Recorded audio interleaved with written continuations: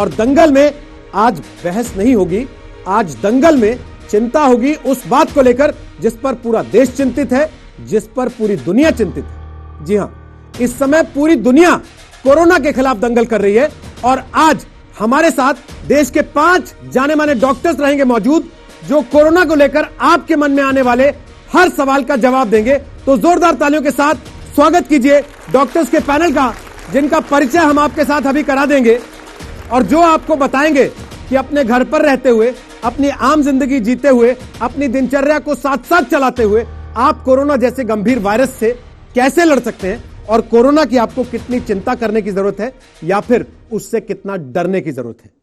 लेकिन इनसे बातचीत शुरू करें उसके पहले आपको जरा आज दिन भर की रिपोर्ट दिखा देते हैं। खासतौर पर देश की संसद में सरकार ने कोरोना को लेकर देश को क्या भरोसा दिया है।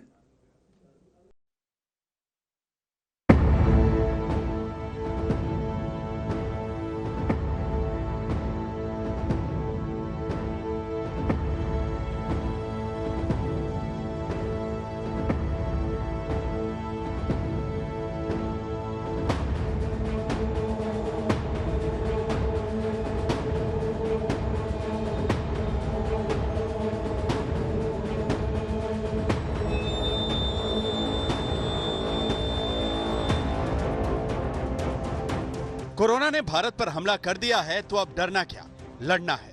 पूरे देश को संदेश देने की प्रमुख जगहों में से एक संसद में कई सांसद मास्क पहने नजर आए, सैनिटाइजर लेकर भी आए। स्वास्थ्य मंत्री डॉक्टर हर्षवर्धन ने संसद में इस पर बयान भी दिया और भरोसा दिलाया कि सरकार की तैयारी पूरी है, क्योंकि भारत बहुत पहले से अलर्ट था। India initiated required preparedness and action at field level since 17th January itself, much before the advice of the World Health Organization. Once a person is exposed to the infection, the disease may develop any time between 1 to 14 days. The main symptoms of novel coronavirus disease are fever, cough, and difficulty in breathing. All suspected or probable cases of COVID-19 must be treated in isolation with barrier nursing and universal precautions to prevent the further spread of disease. बात बात पर सरकार को घेरने वाले विपक्ष ने सरकार से कोरोना पर सीधे सवाल तो जरूर किए, लेकिन चर्चा में हिस्सा लेकर यह भी बताया कि सरकार क्या कर सकती है, क्या नहीं। आपने शुरू की है कंट्रोल रूम की स्वास्थ्य मंत्रालय में, लेकिन मेरे ख्याल में ये कंट्रोल रूम हर डिस्ट्रिक्ट सीएमओ के ऑफिस भी होना चाहिए। हमारे देश में सबसे बड़ी पब्लिक प्लेस है railway station, bus station, airports ने तो आपने सुविधा की, रेलवेज में भी अब अंदर सुविधा अनाउंसमेंट की और बाहर भी सुविधा, ये सुविधा बस स्टैंड पे भी हो सकती है। कोरोना से निपटने के लिए केंद्र के साथ साथ राज्य सरकारें अपने अपने स्तर पर योजनाएं बना रही हैं। उत्तर प्रदेश का स्वास्थ्य विभाग पूरी तरह से तैयारी कर चुका है और जब से कोरोना वायरस का सूचना पूरे अंतर्राष्ट्रीय स्तर पर जब प्राप्त हुआ था, तभी से हम लोग ने अपने नेपाल की सीमा पर जितने भी एंट्री पॉइंट्स है उस पर हमने स्क्रीनिंग का प्रक्रिया शुरू कर दिया था। एक जनपद में आइसोलेशन वार्ड हमने जिला चिकित्सालयों पर बना दिया है। मेडिकल कॉलेजेस में भी हमने अनुरोध करके वहां भी आइसोलेशन वार्ड्स बना दिए हैं। कोरोना पर सरकारों के अलर्ट दिखने के बावजूद इसकी दहशत तो बनी है, लेकिन आज तक कह रहा है कि आप घबराएं नहीं, सिर्फ अलर्ट रहें और छोटी छोटी सावधानियां बरतें। लखनऊ से कुमार अभिषेक, मुंबई से पंकज उपाध्याय और दिल्ली से हिमांशु के साथ आज तक ब्यूरो। तो आपको बता दें, आज हमारे साथ 5 जाने माने डॉक्टर्स देश के मौजूद हैं। जोरदार तालियों के साथ स्वागत कीजिए डॉक्टर नीरज निश्चल का, डिपार्टमेंट ऑफ मेडिसिन, एम्स के साथ जुड़े हैं। स्वागत है नीरज जी आपका। जोरदार तालियों के साथ स्वागत कीजिए डॉक्टर तरुण कुमार का, आरएमएल अस्पताल से जुड़े हैं। जोरदार तालियों के साथ स्वागत कीजिए डॉक्टर विवेक गोस्वामी का, जो कि फोर्टिस हॉस्पिटल से जुड़े हैं, बच्चों के डॉक्टर हैं। स्वागत कीजिए जोरदार तालियों के साथ डॉक्टर वीपी सिंह का, सीनियर फिजिशियन है। और साथ ही जोरदार तालियों के साथ स्वागत कीजिए हमारे आज के 5वें मेहमान डॉक्टर डीके गुप्ता का। वो भी आज इस पैनल में रहते हुए हमारे दर्शकों को यह बताएंगे कि कोरोना से आप आम जिंदगी जीते हुए अपने घर पर रहते हुए दिनचर्या पर असर नहीं भी डालते हुए कैसे लड़ सकते हैं? डॉक्टर विवेक गोस्वामी, सबसे पहले आपसे शुरू कर रहा हूं। छोटे बच्चों में ज्यादा खतरनाक है कोरोना या फिर बुजुर्गों में ज्यादा खतरनाक है कोरोना, तो ऐसे लोग जिनके घर में बहुत छोटे बच्चे हैं या बहुत बुजुर्ग हैं, वो किन चीजों की सावधानी बरतें आज की तारीख में? रोहित, हर वायरस की एक प्रेडिक्शन होती है, एक एज ग्रुप इफेक्शन होता है। जैसे कि हमने फ्लू में देखा है कि बच्चे और बूढ़े बहुत ज़्यादा अफेक्टेड होते हैं, बट अभी तक हमारे पास जो कोरोना की इन्फॉर्मेशन आ रही है उसमें छोटे बच्चे बहुत ज़्यादा अफेक्टेड नहीं हैं। इसमें जो एक्सट्रीम ऑफ एज ग्रुप्स हैं, जो बुजुर्ग हैं, जो 60 ईयर्स के बियॉन्ड जिनका एज है, वो ज़्यादा सिवियरली अफेक्टेड हो रहे हैं। तो इसलिए बच्चों में बहुत ज़्यादा कोई पैनिकी सिचुएशन नहीं है। बच्चे अभी तक की जो हमारे पास न्यूज़ है कोरोना वायरस की, उसमें बहुत ज़्यादा सिवियरली अफेक्टेड नहीं हो रहे हैं। तो बच्चों के पार्ट पे हम अभी तक बहुत ज़्यादा वो नहीं है। निश्चिंत होकर बैठ जाएं? निश्चिंत होकर बैठना तो गलत होगा। हमें बेसिक प्रिकॉशंस लेने हैं। किसी भी बीमारी से लड़ने के लिए हमें हमेशा तैयार रहना है। एक यूनिवर्सल प्रिकॉशंस हैं, कफ हाइजीन है, उसको बचाने के जो मेजर्स हैं वो हमें लेने होंगे। निश्चिंत होकर नहीं बैठ सकते, लेकिन ऐसे पैनिक मोड में भी जाने की जरूरत नहीं है। विपिन सिंह साहब, हमारे यहाँ तो आमतौर पे हम ये करते हैं ना कि घर में खांसी जुकाम, इसको तो बीमारी मानते ही नहीं, और अगर हो जाए तो गूगल है, वहां से दवाई देखते हैं, डॉक्टर को फोन करने की भी जहमत नहीं उठाते, खाते हैं और फिर सोचते हैं कि चलो काम पे सब कुछ ठीक हो गया। क्या आज की तारीख में ये सही है? नहीं, ये गूगल की जो नॉलेज है, मैं ये नहीं कह रहा, एक तो ये नॉलेज नहीं है, it is information, it is मियर information. इसका ट्रूथफुलनेस कितनी है और करेक्ट कितना है वो आप नहीं कर सकते। तो एक तो गूगल देख के आप बीमारी का अंदाज़ा न लगाएं। दूसरी बात है कि ये भी खांसी जुकाम की ही एक दूसरा रूप है। ये वायरल जो डिजीज़ है वो भी आपका होता है, ये भी। अगर फीवर भी है इसके साथ, देखिए खांसी तो आपको एलर्जी से भी हो सकती है, लेकिन खांसी है, कफ आ रहा है और फीवर भी है, तब सोचने की बात है।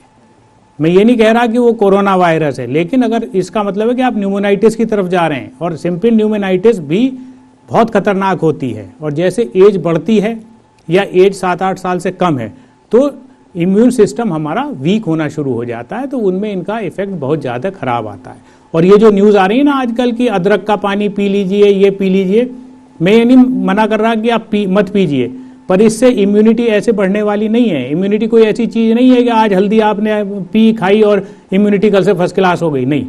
बस उसका एक ही रोल है कि इनको भी आप पी रहे हैं तो कम से कम आप लिक्विड ले रहे हैं। लिक्विड ले रहे हैं तो आपके शरीर में पानी की मात्रा कम नहीं होगी।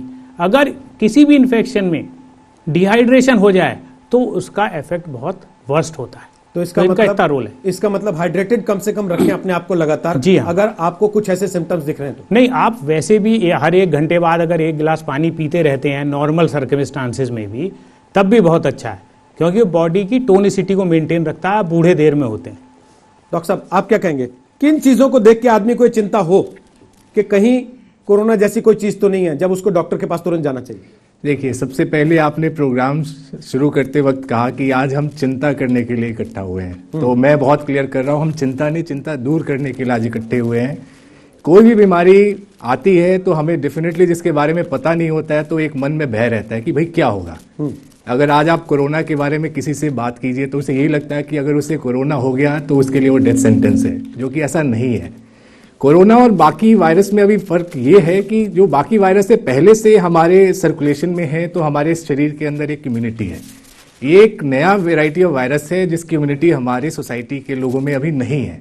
इसलिए होने पे सभी का बीमार होना ऑलमोस्ट क्लिनिकल सब क्लिनिकल होने के चांसेस हैं, लेकिन बॉडी की immunity most of the cases में रोक लेगी, उसमें कोई ऐसी परेशानी वाली बात नहीं होगी। और जैसे पहले भी डॉक्टर ने बताया कि कुछ एज ग्रुप्स है जिसमें हमें सावधानी रखने की ज़रूरत है, जो ओल्ड एज लोग हैं या फिर जो जिनको कोमॉर्बिडिटीज है, पहले से कोई बीमारी है, जैसे कोई डायबिटिक है, किसी को किडनी की परेशानी है, जो स्मोक करते हैं, जिनको सांस की परेशानी है, ऐसे मरीज वैसे भी किसी भी बीमारी को लेके ज़्यादा पोटेंशियल होता है उनमें होने का, और उनमें जो आउटकम होता है वो थोड़ा कम खराब होता है। तो ऐसे मरीजों को सावधानी रखने की बात है। और जहां तक अगर किसी को सर्दी खांसी जुकाम हो गया वो कोरोना है, ऐसा नहीं है।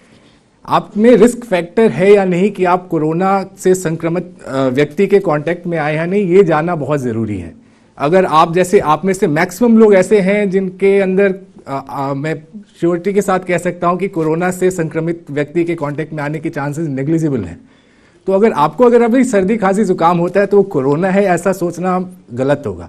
तो डेफिनेटली अपने रिस्क फैक्टर को खुद से भी आप असेस कर सकते हैं कि भाई आपको जो इन्फेक्शन हुआ उसमें कोरोना होने के चांसेस कितने हैं। जो ये अभी कोविड-19 है, क्योंकि कोरोना वायरस के अलग अलग स्ट्रेन्स हैं, पुराने वाले ऑलरेडी सर्कुलेशन में है तो उससे परेशान होने की जरूरत नहीं है। ये जो नया जो कोविड-19 है इसको लेकर हमें ध्यान रखना है, लेकिन अभी सर्दी जुकाम का ये मतलब नहीं कि आपको कोरोना है। डॉक्टर अरुण, ये बताइए कि टेस्ट कहाँ होगा? अगर किसी को शक है ऐसा तो पहला स्टेप उसका क्या होना चाहिए, दूसरा स्टेप क्या होना चाहिए, और मुझे लगता है 2 स्टेप के बाद तो फिर सरकार ही करेगी आगे के स्टेप। देखिए, सबसे पहले जरूरी है कि जो पेशेंट को सस्पेक्शन है, हम सस्पेक्ट कर रहे हैं कि कोरोना वायरस से किसी पेशेंट ने कांटेक्ट में आया है, कोई ट्रैवल हिस्ट्री है, इंटरनेशनल ट्रैवल हिस्ट्री है, या कोई पॉजिटिव केस से कांटेक्ट में आया, उसको टेस्टिंग की जरूरत है। टेस्टिंग की फैसिलिटी आजकल RML में मौजूद है, एम्स में मौजूद है, और कुछ प्राइवेट सेंटर्स भी धीरे धीरे इसमें इन्वॉल्व हो रहे हैं। और जो मेन लैब है वो पुणे में लैब सेट की गई है वायरस डिटेक्शन के लिए। कितने का टेस्ट है, कुछ बता सकते हैं आप? क्योंकि हर आदमी टेस्ट कराने से पहले ये जानना चाहता है कि टेस्ट में खर्चा कितना होगा। हमारे यहाँ तो आदमी ये भूल जाता है कि वो टेस्ट उसकी अपनी जान की कीमत से तो कम ही होगा जितना भी हो। ये फ्री ऑफ कॉस्ट है टेस्ट जो गवर्नमेंट प्रोवाइड कर रही है, और लेकिन ये तभी करवाना चाहिए जब आपको डेफिनेट कोई travel history, international travel history, या आप किसी ऐसे पेशेंट के कांटेक्ट में आए हैं जो पॉजिटिव केस है। तो दिल्ली में क्या सफदरजंग और RML के अलावा भी कहीं टेस्ट हो सकता है? हाँ, एम्स में भी एक सेंटर बनाया गया। एम्स में भी सेंटर बनाया गया। आप कुछ बता रहे हैं सर, फिर मैं आपके पास आऊंगा गुप्ता जी। इसमें थोड़ा मैं ऐड करना चाहूंगा। टेस्ट कराने का डिसीजन जो है वो प्योरली डॉक्टर का है। सरकार ने एक हेल्पलाइन नंबर दिया है, अगर आप में कोई सिम्टम है, आप जो नोडल सेंटर्स अभी सफदरजंग और RML हॉस्पिटल है, आप चाहे वहां पे डॉक्टर से कंसल्ट कर सकते हैं, और जो हेल्पलाइन नंबर है उस पर कॉल करके आपसे कुछ चीजें पूछी जाएंगी। अगर आप उस कंडीशन में फिट बैठेंगे तो उस जो हेल्पलाइन नंबर है वहां से लोग आपका सैंपल कलेक्ट करके जो भी डेजिग्नेटेड सेंटर है वहां पे पहुंचाएंगे। डायरेक्टली आप उन सेंटर्स पे जाके टेस्ट कराने की कोशिश न करें, क्योंकि अभी वैसी फैसिलिटी नहीं है। ठीक, तो ये कहना कि एम्स में डायरेक्टली टेस्ट हो जाएगा ऐसा नहीं है, उसका एक मैकेनिज्म है, उसका एक तरीका है। अब डॉक्टर DK गुप्ता, सारी परिस्थिति में यहाँ तो आज की तारीख में लोग चुटकुला भी शेयर करने लगे ना कि व्हाट्सएप के थ्रू, मैसेजेस के थ्रू, ट्विटर के थ्रू, फेसबुक के थ्रू मेरी तो कोरोना पर PhD हो गई है, किसी को दवाई पूछनी हो तो मुझसे पूछ लेना। लेकिन असल में तो दवाई डॉक्टर ही बताएगा। क्या सामान्य सर्दी खांसी जुकाम की परिस्थिति में सेल्फ मेडिकेशन करना चाहिए, या सीधे आज की तारीख में ऐसा होता तो डॉक्टर के पास पहुंचना चाहिए कि सर चेक कीजिए मुझे ये सिम्टम्स हैं? तो सामान्य खांसी जुकाम बुखार नॉर्मली लोग मतलब like over the counter medicine लेते हैं, वो भी एडवाइजेबल नहीं है कभी भी किसी केस में। और इस केस में खासकर इस समय जब सस्पिशन है कि हम कोरोना वायरस के एपिडेमिक या पेंडेमिक में गुजर रहे हैं तो बिल्कुल नहीं। और अगर किसी में ऐसी हिस्ट्री है, जैसे अभी बताया हमारे दूसरे स्पीकर्स ने कि हिस्ट्री ऑफ ट्रेवल है, हिस्ट्री ऑफ कोई सस्पेक्ट है, इसके कांटेक्ट में आए, कोई ऐसी पार्टी में गए जहाँ वो सस्पेक्ट आया था, तो फिर आपको अगर कॉमन कोल्ड, कफ, फीवर, बॉडी एक, हेडेक हो रहा है और साथ में शॉर्टनेस ऑफ ब्रेथ है, ब्रीदिंग डिफिकल्टी है, that is means corona virus है, उसमें 85% केसेस माइल्ड होते हैं, मतलब they are mild symptomatic. Common cold होगा, कफ होगा, वीजिंग, हल्की सी रनिंग नोज होगी, सोर थ्रोट होगा, बट 15% केसेस सीरियस हो जाते हैं, जो खासकर ऐसे पेशेंट जो एल्डरली हैं, डायबिटीज है उनको, हाइपरटेंशन है, कार्डियक प्रॉब्लम्स है, अस्थमा है, रीनल ट्रांसप्लांट हो रखा है, इम्यूनो कम्प्रोमाइज्ड है, या कैंसर पेशेंट्स हैं। तो इन केसेस में खास करके अगर ऐसे हैं तो आपको हाईली सस्पिशन रखना है। ऐसे केस में तो और जाके आपको टेस्ट कराने हैं। या बच्चा है लेस देन 6 ईयर्स का जिसकी इम्यूनिटी और कम होती है। इन केसेस में देखा गया कि नॉर्मली जो कोरोना वायरस की फर्टिलिटी रेट है, मतलब डेथ रेट है, वो 2% है टोटल, ठीक है, बट इन केसेस में अप टू 10% तक जाता है। तो इन केसेस में सस्पिशन रेट हाई है तो आपको तुरंत डॉक्टर को दिखाना चाहिए, specially if you have a history of contact with the suspicion, मतलब सस्पेक्ट पर्सन, और कोई ट्रैवल हिस्ट्री है आपकी, तो आपको ध्यान रखना चाहिए। छोटे बच्चों को लेकर काफी चिंता है माँ बाप में, क्योंकि आपने देखा स्कूल में नोएडा के ही एक इस बात को लेकर जांच करनी पड़ी कि क्या बच्चे जिस पार्टी में गए थे उनको भी तो कहीं कोरोना वायरस ने पकड़ नहीं लिया है। वो केस हालांकि नेगेटिव निकला, उसके बाद सबने राहत की सांस ली है, लेकिन साथ ही साथ एडवाइजरी ये भी है कि भीड़ वाली जगहों पर ना जाएं।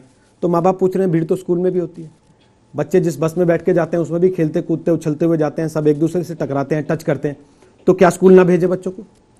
रोहित, इसमें एक चीज हमें समझनी होगी कि इस समय हम किस स्टेज ऑफ एपिडेमिक से गुजर रहे हैं। एक स्टेज होती है जो इनिशियल स्टेज है, जहां पे अभी एक केस हमारा दिल्ली में आइसोलेट हुआ है, उसकी सारी कॉन्टैक्ट ट्रेसिंग गवर्नमेंट ने कर दी है, and they have taken in consideration all those जो इन्फेक्ट हुए थे या जो सस्पेक्टेड हैं, वो सब क्वारंटाइन में ऑलरेडी हैं। तो क्या जनरल पब्लिक अभी कोरोना वायरस के स्केयर से गुजर रही है? तो आज का आंसर नहीं है।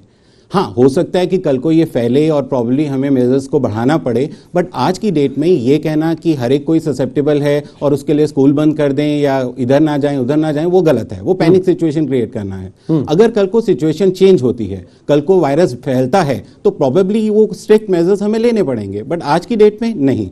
आज हमें पैनिक क्रिएट करने की जरूरत नहीं है। डॉक्टर साहब, मैं इसमें ऐड करना चाहूंगा, क्योंकि गवर्नमेंट जो एडवाइजरी जारी करी है उसमें इसने कि पब्लिक प्लेसेस में नहीं जाना चाहिए, क्राउडी प्लेसेस में नहीं जाए, बिकॉज वहां पे बहुत सारे अननोन लोग मिलते हैं। स्कूल्स में अननोन लोग नहीं है। जो पेरेंट्स उन्हें पता है कि बच्चा ट्रेवल करके आया बाहर, वो बता सकते हैं, या बच्चों को ही पता है, टीचर्स को ही पता है कि किसी को कफ कोल्ड या कॉमन कोल्ड हो रहा है, तो उसको वो खुद ही एडवाइस कर देते हैं कि बच्चों को अब घर नहीं भेजना या क्वारंटाइन घर पे करना है। तो इसलिए स्कूल भेजना, इवन गाइडलाइंस आ चुकी हैं सीएमओ की, नोएडा सीएमओ की भी आ चुकी हैं कि कोई स्कूल डिस्ट्रिक्ट मजिस्ट्रेट ने या नोएडा सीएमओ ने बंद नहीं किया है तो स्कूल भेजने में कोई दिक्कत नहीं। इवन स्कूल में मास्क पहनाने की जरूरत नहीं है।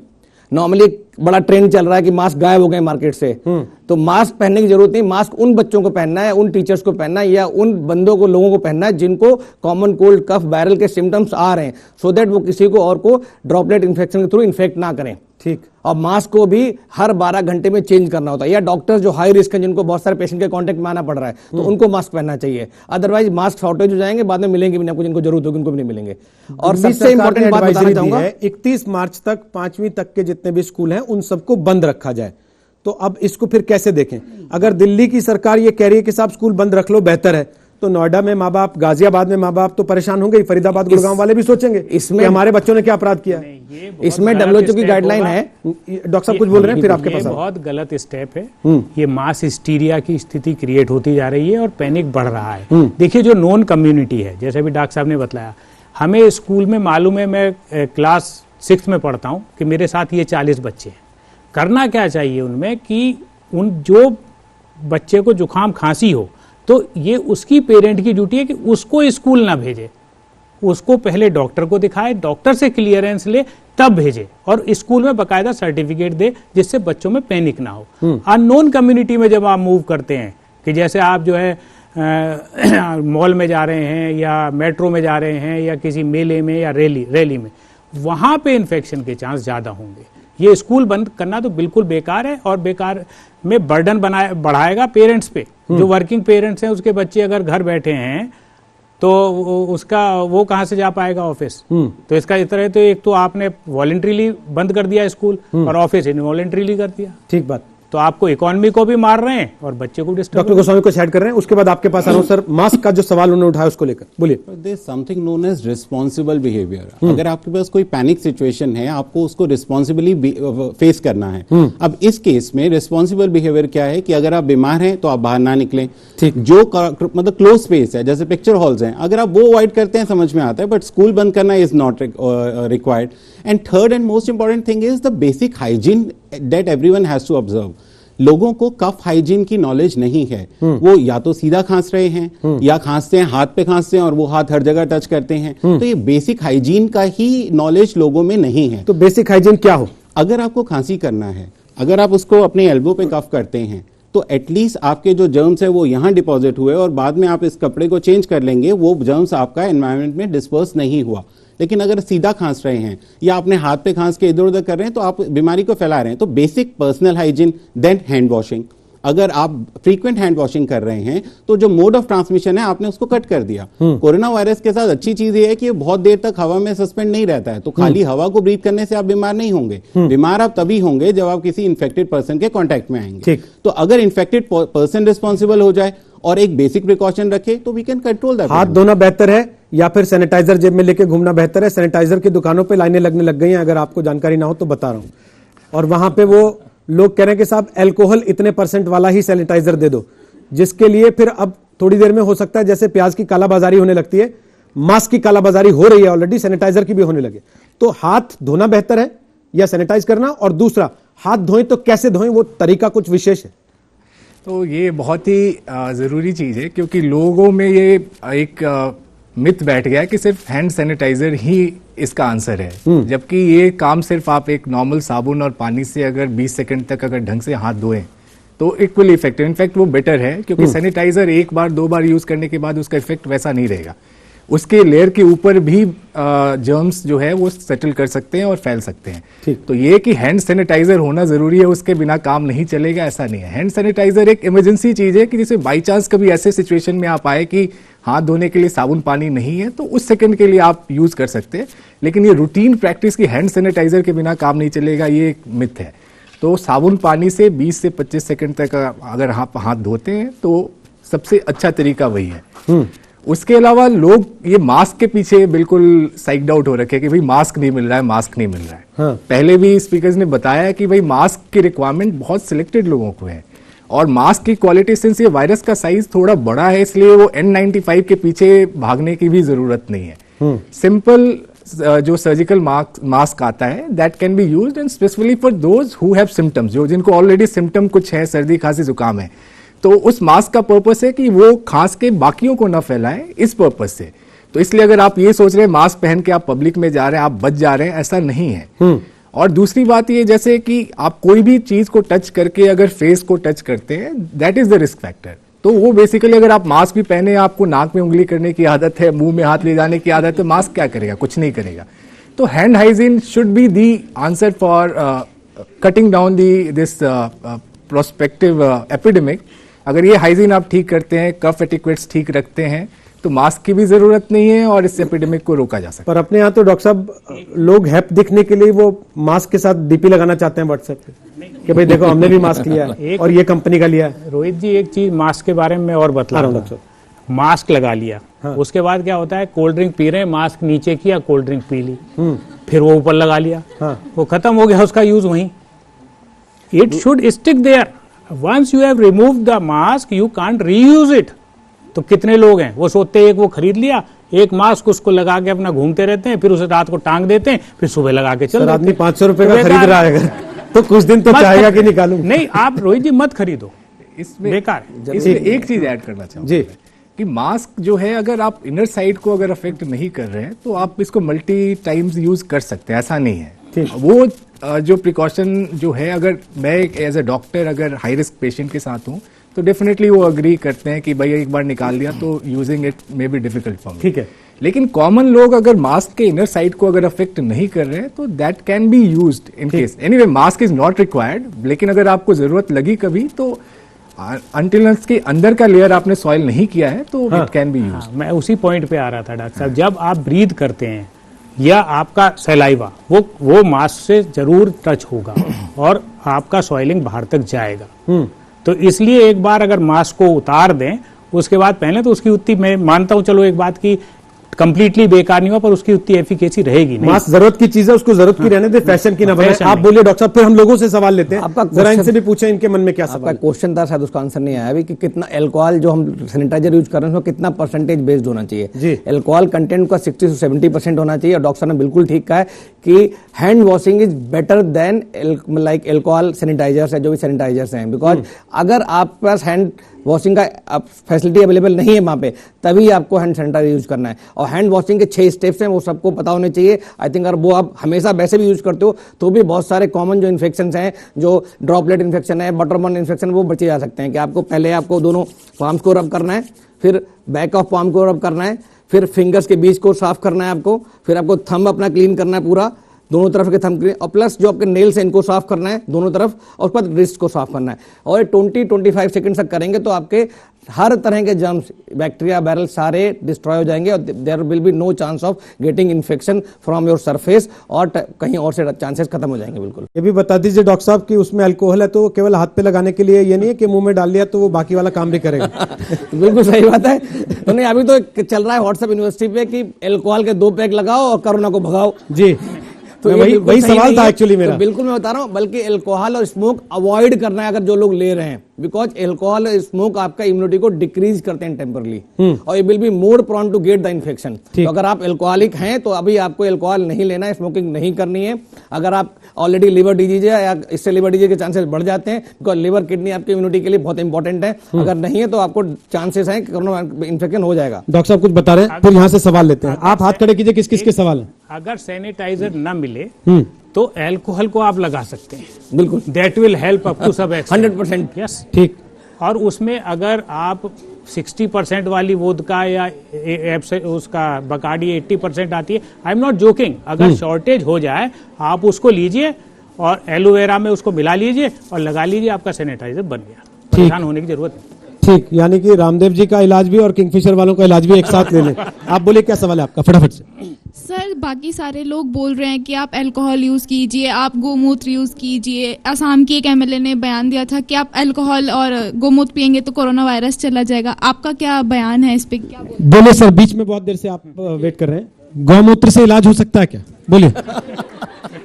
इंडिया में मिथ्स ज़्यादा फैलते हैं और प्रॉपर ट्रीटमेंट कोई नहीं बताता है। जब भी आप अल्कोहल लेते हैं, ड्रिंक करते हैं, स्मोकिंग करते हैं, तो आपकी लोकल इम्यूनिटी किसको बोलते हैं, थ्रोट की जो इम्यूनिटी है आपकी या रेस्पिरेटरी ट्रैक की इम्यूनिटी है वो कम हो जाती है। तो इवन आप ज़्यादा कोल्ड ड्रिंक्स लेते हैं, आइसक्रीम्स खाते हैं, उससे भी लोकल इम्यूनिटी ट्रांजिटली कम हो जाती है। तो इससे क्या है कि you are more prone to catch infections. जब भी इन्फेक्शन होगा, जो इनिशियल स्टेज होती है इन्फेक्शन की नेजल कैविटी ओरोफेरिंग्स में ही होती है। जो लेट स्टेज आती है उसमें लंग्स इन्वॉल्व होते हैं, जिसमें respiratory problem, pneumonia, multiple organ failure, death हो सकती है। तो अल्टीमेटली अल्कोहल अवॉइड करना है आपको, स्मोकिंग अवॉइड करनी है। इवन इस टाइम आप कोल्ड फ्लूइड्स और आइसक्रीम्स की अवॉइड करके तो बेटर रहेगा। जहाँ तक गोमूत्र की बात है, या ये बिल्कुल फेक न्यूज़ है, अननेसेसरी लोग अपना, जिन लोगों ने अपना बिजनेस खोल रखा है उस चीज़ को प्रमोट करने के लिए कर रहे हैं, इसकी कोई बेनिफिट नहीं है। ठीक है, बोलिए अगला सवाल क्या आपका। हेलो सर, एक्चुअली मुझे ये पूछना है कि मेरे घर से ये बोला गया, रिस्ट्रिक्टेड है कि नॉनवेज नहीं खाना है क्योंकि ये एनिमल्स में ज़्यादा इजीली रिफ्लेक्ट होता है। तो मेरे लिए तो बहुत डिफिकल्ट है नॉनवेज के अलावा सरवाइव करना। तो मुझे ये पूछना है कि मेरी मम्मी का कंसर्न सही है या नहीं। आप खूब खाइए, खूब खाइए। ये काफी चर्चा चल रही है डॉक्टर साहब कि मांसाहार से ज्यादा आप प्रोन होंगे, शाकाहार से नहीं होंगे। थोड़ा इस पर रोशनी डाल दीजिए। रोहित जी, जब भी आप कुकिंग करते हैं तो उसका टेम्परेचर इतना होता है, कोई भी बैक्टीरिया वायरस वो मर जाएगा। तो चाहे आप अगर अनकुक्ड वेजिटेबल खा रहे हैं वो भी गलत है, उसको भी आप कुक करके खाइए। और नॉनवेज खा रहे हैं आप खूब खाइए, कोई फर्क नहीं। अंडा बॉईल करके खाते हैं, हाँ बढ़िया, कोई दिक्कत नहीं है। ठीक है, आप बोलिए क्या सवाल है। एक अगला सवाल और लें, बोलिए। सर, सारे सोशल मीडिया साइट्स पे भी यही बात आई थी कि चाइना में लोगों को बैट सूप पीने से कोरोना वायरस हो गया। तो कोई चिकन आइटम या फिश आइटम मत खाइए, या कोई नॉनवेज मत खाइए।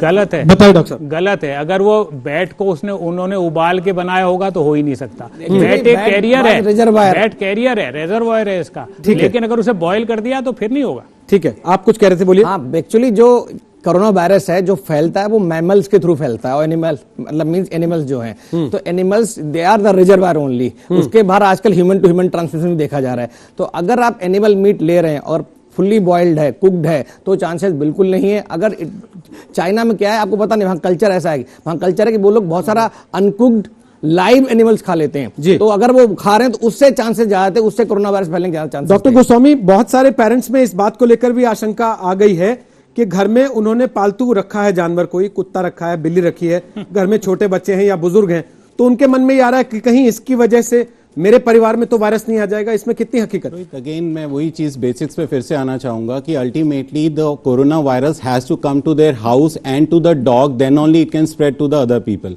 अगर उस कुत्ते के पास कोरोना वायरस का सोर्स नहीं है तो उस डॉग के पास मतलब वो आगे नहीं फैला सकता है। तो जितना चांसेस उस डॉग को एक्वायर करने के हैं उतने ही चांसेस उनको भी एक्वायर करने के हैं। Ultimately a source has to come from outside and then spread the infection. क्या गर्मी कुत्ते के कांटेक्ट में आने से नहीं होगा? क्या गर्मी बढ़ेगी तो इसका खतरा कम होगा? बिल्कुल सर, डेफिनेटली इसका खतरा कम होगा। जैसे टेम्परेचर 27-30 डिग्री के ऊपर जाएगा, वायरस के सर्वाइव करने के चांसेस ओपन सर्फेसेस में कम। अभी तक इस वायरस का जो स्प्रेड है थ्रू एयर नहीं है, इस थ्रू एयर ड्रॉपलेट्स है। या तो कोई आपके ऊपर डायरेक्टली स्नीज करे, कॉफ करे, ड्रॉपलेट्स आपके ऊपर आए, या सरफेस को टच करें या ड्रॉपलेट्स हैं या इन्फेक्टेड मटेरियल है तब। दूसरा कि सर इंडिया में अभी तक एनिमल्स में ये अभी तक नहीं मिला है, जो भी आए हैं पर्सन टू पर्सन ट्रांसमिशन आए हैं और सोर्स बाहरी है। तो अभी तक although corona virus different type के वायरस होते हैं जो एनिमल्स और ह्यूमन दोनों को इफेक्ट कर सकते हैं, लेकिन अभी तक इंडिया में इसका सोर्स एनिमल्स में नहीं है। एक सवाल और, बोलिए क्या सवाल है? सर, चाइना में इतने लोग मर गए एंड हमारे पास केरला में 2 से 3 सस्पेक्ट आए, हम उससे निकल गए, तो इंडिया में हम कितने सेफ हैं? हम कितने तैयार हैं इंडिया में इससे लड़ने के लिए? सरकार तो संसद में कह रही है। इसका मतलब इंडियंस की इम्यूनिटी चाइनीज से बेटर है। नहीं ऐसा तो मतलब हम ये मान लें कि हम भगवान भरोसे ही रहे, नहीं ज्यादा डॉक्टर की और सरकार के बारे में सोचने की कोशिश ना करें, दूसरी बात ये कि जो उसको इन्फेक्शन हुआ हमारे उनको, पहले तो क्या वो पॉजिटिव थे, पहली चीज। दूसरा बात उनकी सीवियरिटी क्या थी। अगर आप ये देखें कोरोना वायरस ये नहीं है कि आज कल या अभी चाइना से आया है जी। If I am not wrong, ये थर्ड या फोर्थ अटैक है। और वायरुलेंस जब ये पहले आया था तो 10% थी, now it has come down to 3%। जैसे जब पहली बार डेंगू आया था तो बहुत मोर्टेलिटी थी, फिर बाद में कम हो गई। I will differ on this point. Virulence जो पहले से थोड़ी ज्यादा है, मैं क्लियर करना चाहूंगा। जब कल WHO की कल शाम को रिपोर्ट आई है तो फर्टिलिटी रेट जो कोविड-19 है इसका 3.4% है as compare to previous viruses that was around 2%। वो मार्स का और जो सार्स का था, और मार्स और सार्स में ये भी था 10% था। नहीं वो एल्डरली में था, वो एल्डरली में था, वो एल्डरली में था, या जो जिन पेशेंट को डॉक्टर साहब can give better answer. I will clarify on this. Actually जो कोरोना वायरस की जो स्ट्रेन आई है इसकी ट्रांसमिशन रेट काफी हाई है। कहने का मतलब कि आप एक टाइम में देखेंगे कि एक पेशेंट काफी लोगों को स्प्रेड कर देता है वायरस, ठीक है, लेकिन इसकी फर्टिलिटी रेट कम है। अभी तक देखा जाए तो 95,000 केसेस के आसपास डिटेक्ट हुए हैं पूरे वर्ल्ड में। डराता ज्यादा मारता कम है, एंड मोर देन 3,000 डेथ हुई हैं, तो नियरली 3.4% इसकी फर्टिलिटी रेट आती है। जो सार्स की थी वो इससे ज्यादा थी, इवन MERS की इससे और ज्यादा थी। ठीक है, मैं एक चीज में ऐड करना चाहूंगा, मोर्टेलिटी रेट डिपेंड करता है कि कौन सा एज ग्रुप अफेक्टेड है। ठीक, less than 10 years 0 deaths reported, तो लेस देन 10 इयर्स में कोई मोर्टेलिटी रिपोर्टेड नहीं है। 10 to 40 इयर्स में मोर्टेलिटी इज जस्ट 0.2%। ठीक, 40 इयर्स के बियॉन्ड जाते हैं, 40 to 60 इयर्स मोर्टेलिटी थोड़ी सी बढ़ती है, maximum mortality is above 60 years. तो जिनको सबसे ज्यादा चिंता करने की जरूरत है वो हमारा एल्डरली एज ग्रुप है। बच्चों में mortality has not been reported, so parents को बहुत ज्यादा पैनिक मोड में जाने की जरूरत नहीं। ठीक, आप कुछ पूछ रही हैं, बोलिए। डॉक्टर साहब, मैं ये पूछना चाहूंगी, क्या आपको सजेस्ट कर सकते हैं कि हम क्या ज्यादा कंज्यूम करें, tips so that it can boost our immunity specially in adults? बहुत से लोग कह रहे हैं विटामिन सी से भरपूर चीजें खानी चाहिए, तो उससे बेहतर रहेगा। डॉक्टर साहब आपके पास आ रहा हूँ, आप बता दीजिए एक बात। तो पहले भी बताया गया कि हाइड्रेशन यहाँ पे सबसे इंपॉर्टेंट चीज है, और एज अ न्यूट्रिशन एक्सपर्ट हमेशा कहते हैं कि विटामिन सी और जो भी एंटीऑक्सीडेंट रिच जो भी फूड है वो आप कंज्यूम करेंगे तो डेफिनेटली थोड़ा बहुत हेल्प मिल सकता है। लेकिन फिर मैं यही कहूंगा, hand hygiene and hand hygiene. मतलब ऐसा नहीं है कि दिन भर बैठ के संतरा खा रहे हैं और नींबू का पानी पिए जा रहे हैं तो अपन सही चलते रहेंगे, नहीं, ऐसा कुछ नहीं है। नहीं, कोई हेल्दी न्यूट्रिशियस डाइट जो आप नॉर्मली लेते हैं आप लेते रहिए, लेकिन इसमें कोई स्पेसिफिक मैं अगर आप एक्सपेक्ट कर रहे हो कि मैं फल फूल बता दूं जिससे खाने से ये बीमारी नहीं होगी, तो ऐसा हमें नहीं पता है। ठीक है, आप बोलिए क्या बोलना चाहते हैं। सर, अभी जैसे हम हेल्दी हैं सर, फिर कैसे अपने आप को प्रिवेंट करें कि हमें कोरोना वायरस ना अटैक करे सर, उसका कुछ इफेक्ट ना हो हमारे ऊपर? एक सवाल और साथ साथ ले लेते हैं, बोलिए क्या है। सर, जैसे आपने कहा कि एल्डरली लोगों में मोर्टालिटी रेट ज़्यादा है, तो जैसे जिनके घर पे हार्ट पेशेंट है या फिर जिनको डायबिटिक है, तो उनके लिए क्या क्योर, स्पेशल क्योर सजेस्ट करें? ठीक सर, एक एक करके बता दें। आप डॉक्टर साहब पहले बता दें, जो इन्होंने पहला सवाल पूछा कि क्या क्या चीजों का प्रिवेंट करने के लिए ध्यान रखें। देखिए, जो डॉक्टर साहब बता चुके हैं कि yes you have to maintain your first hand hygiene and overall hygiene, वो सबसे इंपॉर्टेंट है प्रिवेंशन का।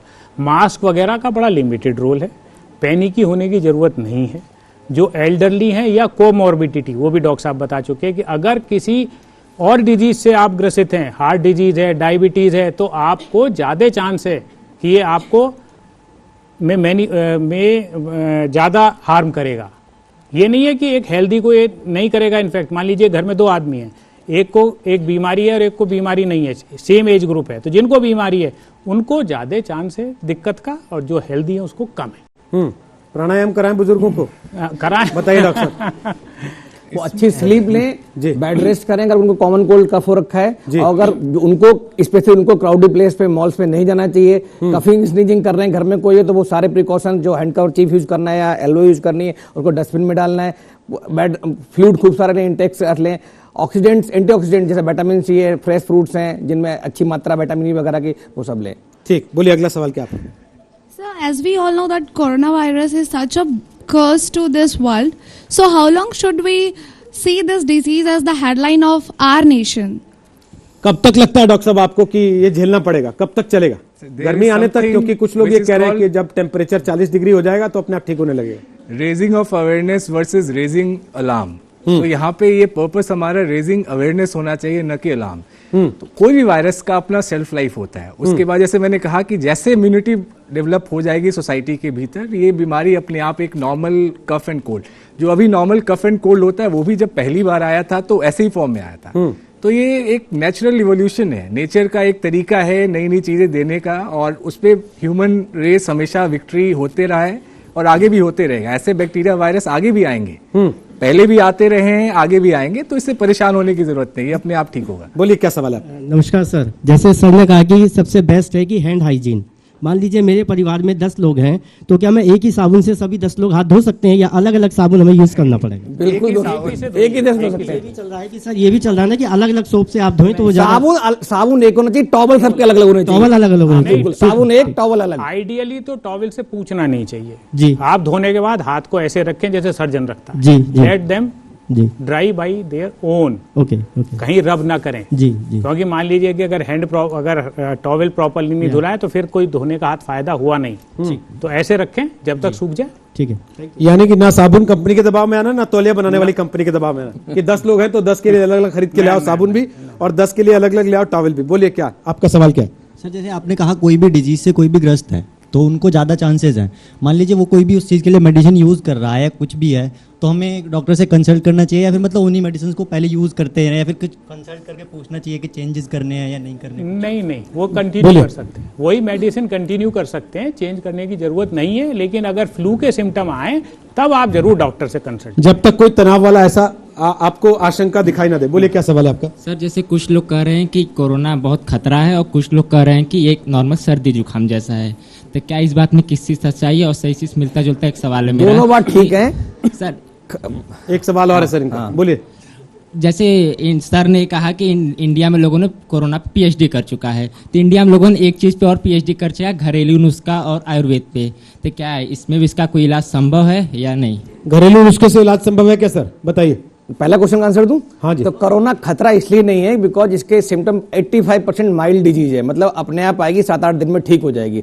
15% में सीवियर प्रॉब्लम्स आएंगी, वो भी जो हमारे यहाँ हाई रिस्क पेशेंट है, जो ऑलरेडी हम कई बार डिस्कस कर चुके हैं। मॉर्टेलिटी रेट अराउंड 2% है, जो बहुत कम है।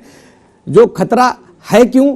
बिकॉज इसका कोई स्पेसिफिक ट्रीटमेंट या अभी तक वैक्सीन डेवलप नहीं हो पाया, वो प्रोसेस में, उसमें टाइम लगा, 6 से 12 महीने लगेंगे। अगर वैक्सीन और एंटीवायरल दवाइयां विकसित कर ली हम लोगों ने, तो वो जो थोड़ा सा खतरा बचा हुआ, जो भय बचा हुआ है, वो भी खत्म हो जाएगा। और एक चीज मैं इसमें ऐड करना चाहूंगा, घरेलू नुस्खे हैं क्या सर? कोई वो पूछ रहे हैं। घरेलू नुस्खे से पहले मैं इनकी बात में थोड़ा सा एक एडिशन करना चाहूंगा कि क्यों हम इससे डर रहे हैं। लुक, व्हेन वी से 2% मोर्टेलिटी, 2% मोर्टेलिटी, जहां की पॉपुलेशन 1000 है वहां पे 20 ही आएगी, लेकिन जहां पे 1 करोड़ की पॉपुलेशन है वहां 2% का नंबर बहुत ज्यादा हो जाएगा।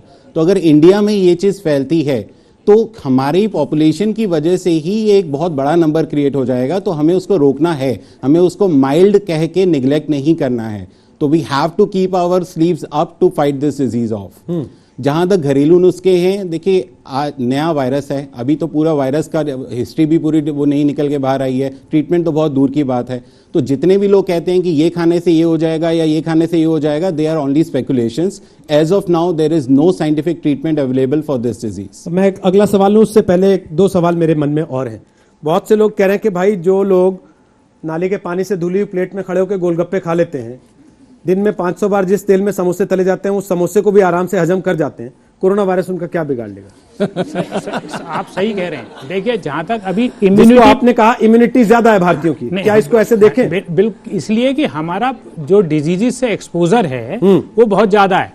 वर्ल्ड में बहुत सारे ऐसे कंट्री हैं कि जहां ट्यूबरक्लोसिस नहीं है, और वहां अगर ट्यूबरक्लोसिस हो जाए तो आदमी की जान के लाले पड़ जाते हैं। और हमारे यहाँ हर मरीज ट्यूबरक्लोसिस लिए घूम रहा है, जो बहुत सारे, और डॉक्टर भी देख रहे हैं। तो क्या वी आर एक्सपोज्ड। दूसरी बात, इम्यूनिटी की बात चल रही है और घरेलू नुस्खे में 2 चीज बता दूं, ऐसी कोई इम्यूनिटी बढ़ाने की दवाई नहीं है जिसकी आज खाई और कल से आप पहलवान हो गए।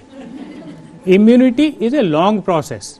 आपका लाइफ स्टाइल क्या रहा है, आप ग्रीन वेजिटेबल कितना खाते रहे हैं, आप एंटीऑक्सीडेंट कितना खाते रहे हैं, उससे इम्यूनिटी बढ़ती है। और फिर आपका किस किस डिजीज से एक्सपोजर हुआ तो उसके खिलाफ इम्यूनिटी होगी। जिससे एक्सपोजर ही नहीं हुआ उससे क्या इम्यूनिटी होगी? कुछ नहीं होगी। और वो इम्यूनिटी आपको जब वो इन्फेक्ट करेगा तब आपकी इम्यूनिटी बढ़ेगी, और अगर आपकी इम्यूनिटी उसकी को ओवरकम कर लेगी तो आप बच जाएंगे। ठीक। और अगर नहीं कर पाई तो फिर पेरिश। एक सवाल और जल्दी से। सर होली आ रही है, हमको पता है सर, होली के रंग जो हैं वो हमारे अंदर चले जाते हैं कैसे ना कैसे, सर उससे क्या हमको खतरे की जरूरत है? प्रधानमंत्री ने कहा होली मिलन नहीं करेंगे। लोग कह रहे हैं कि साहब मिलन ना करिए, खेलने तो दीजिए कम से कम। तो होली खेलें कि नहीं खेलें? क्योंकि उसमें तो भाई होली तो खेल भी छुआछूत का ही खेल है, अगर ये रोग छुआछूत का है तो। अगर होली अगर आप अपने फ्रेंड सर्कल में खेल रहे हैं जिसमें आपको सारा उनका ट्रैवल हिस्ट्री पता है, उनका एक्सपोजर हिस्ट्री पता है, आप खेल सकते हैं। प्रधानमंत्री जी ने ये स्टेप लिया है एक मैसेज देने के लिए कि जहां पे पब्लिक गैदरिंग अवॉइड हो सकती है अननोन पीपल की, वहां पे अवॉइड करनी चाहिए, because you never know who is infected. लेकिन अपने लोगों के साथ जिनका आपको सब कुछ पता है आप बिल्कुल खेलिए, किसने मना किया? लेकिन डॉक्टर साहब यहाँ तो चिंता ये भी होने लगी है ना कि सारी पिचकारियां और रंग भी चाइना से आता है। नहीं, वो सब आ चुके हैं, वो आ चुके हैं आज से 2 महीना पहले। स्टॉक चाइना ये नहीं है कि कल बना के भेज रहा है, चाइना में 5 फरवरी से 1 महीने की छुट्टी हो जाती है, तो उससे पहले ही वहां से सब लॉट डिस्पैच हो चुका है, हमारे गोडाउन्स में आ चुका है, तो उनमें कुछ नहीं है। ऐसा कोई एविडेंस भी नहीं है कि जिसमें आर्टिकल्स पे कोई वायरस 7-8 घंटे से ज्यादा जीवित रहता हो, तो अगर वहां से ट्रेवल किया है और शिपमेंट में आया है तो मे बी मोर देन 12 मतलब मोर देन 1 वीक लगा होगा उसमें आने में यहाँ पे। तो ऐसा नहीं है कि कोई आर्टिकल आया उससे इन्फेक्शन के चांसेस हैं। नॉर्मल इन्फ्लुएंजा वायरस सर्फेसिस पे रह सकता है 48 आवर्स तक, ठीक, डिफरेंट सर्विस पे अप टू 9 डेज तक रह सकता है। लेकिन जो वायरस मान लो कहीं से कोई पैकेट आपके पास आ रहा है या शिपमेंट आ रही है, वो डिफरेंट फिजिकल कंडीशंस में आती है, टेम्परेचर वेरी करता है, और ये नहीं है कि वो इन्फेक्टेड ही होगा जो आपके पास आ रहा है।